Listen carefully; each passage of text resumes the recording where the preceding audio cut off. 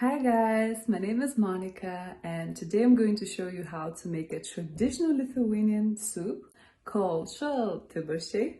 I know it's a little bit tricky to pronounce, but don't worry, the process isn't that difficult.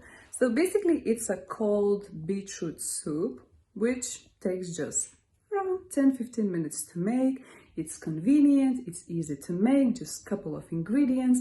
It's healthy, it's delicious, and the most importantly, it has a unique pink color, which I believe you've never seen before.